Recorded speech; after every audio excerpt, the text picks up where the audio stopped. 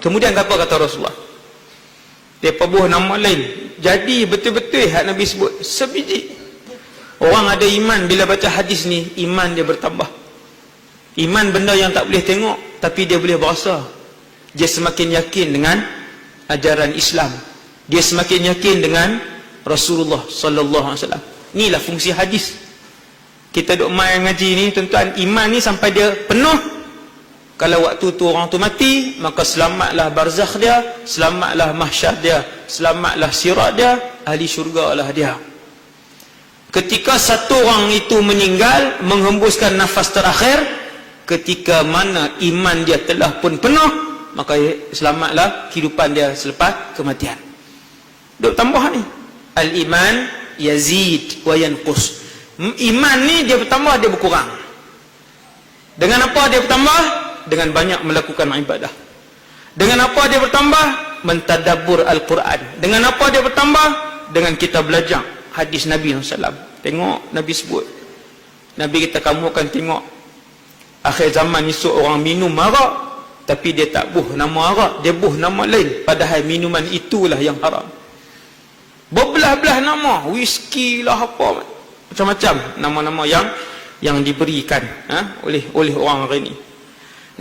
Nabi sebut mereka minum arak sambil diiringi dengan alunan muzik dan nyanyian perempuan. Subhanallah.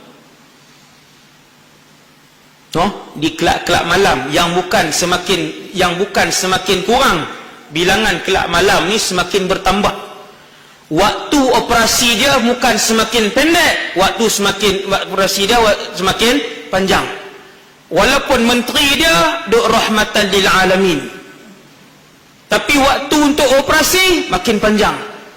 Sebab bagi rahmat kepada bukan Islam. Tak kira kena sebut. Bilangan bukan pasal malam dah, no? Pasal malam tak apa. Kelab malam makin bertambah. Bukan makin kurang, makin bertambah. Nabi kata mereka minum, kemudian mereka buh nama lain. Waktu mereka minum tu, mereka akan mendengar juga nyanyian orang lain, nyanyian wanita dan sebagainya. Sebiji. Macam Nabi sebut tu dalam kelab-kelab kan, dengan menari, menari, muzik, mendengar muzik dan sambil menyanyi. Allah akan menenggelamkan mereka ke dalam bumi, dan Allah akan merubah mereka menjadi kera atau babi. Okey, menenggelamkan mereka dalam bumi ni macam mana? Jawapan dia, Allah buka bumi telan dengan gempa, dengan buka dan sebagainya. Yang tu simbolik ke betul-betul Allah akan buat kepada kumpulan yang Allah pilih? Jawapan dia, Allah betul-betul akan buat. Ketika mana-mana kumpulan duduk dalam kelab malam tersebut, minum arak sambil menyanyi, sambil menari apa semua, waktu tu akan ada masa, Nabi kata akan ada waktu, akan ada kumpulan, Allah akan buka bumi dan telan dan menelankan bumi itu dalam perutnya. Mesti jadi, dan benda tu dah jadi dah pun. Dan saya pernah tengok video kan, bukan video berlakon ni, video rakaman. Sambil-sambil duduk menyanyi tu, sambil-sambil duduk menyanyi, duduk apa, mabuk apa, buka. Telan masuk. Kemudian Allah akan merubah mereka menjadi kera atau babi. Yang ni kata para ulama ada dua. Ulama hadis, ini hadis lah. Ulama hadis ada dua pendapat. Pendapat yang pertama, ulama hadis kata Allah mengubah mereka menjadi kera dan babi betul. Tuan-tuan, yang minum arak dalam tempat yang Nabi sebut ni, dalam keadaan mabuk tu, dengan mendengar nyanyian, dengan mendengar muzik, sambil mereka pun duk menari, sambil mereka pun duk melalak, satu hari Allah SWT kata para ulama hadis kumpulan pertama ni, Allah akan ubah orang tu, dia berjalan, kemudian dia turun jadi babi, dia berjalan, dia melompat, dia jadi kera. Kita kata betul ke ni? Betul tak betul? Allah pernah buat dah kepada Bani Israel. Kunu qiradatan khasi'in dalam Quran. wa ja'ala minhumul qiradata wal khanazir. Ni Allah sebut dalam Quran ni. Tuan-tuan, Bani Israel dulu pernah ditukar menjadi kera dan babi.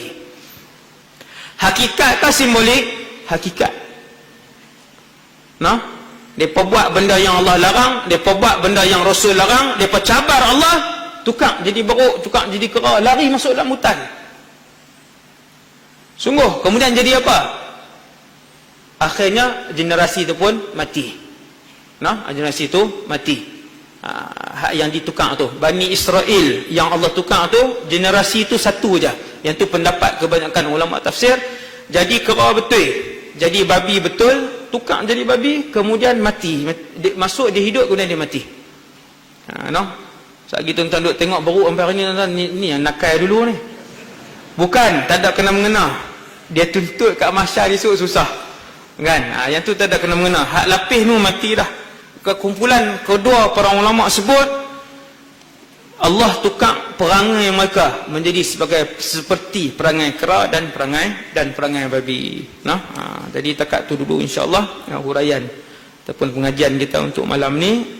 Sekadar itu sahaja daripada saya. Kita berhenti pada hadis yang ke-18 yang bercakap tentang peminum arak tetapi menamakannya bukan arak. Kita akan sambung pada hadis yang ke-19 insya-Allah pada kuliah yang akan datang, muka surat 45. Saya serahkan kepada Fadil Ustaz Yusaini.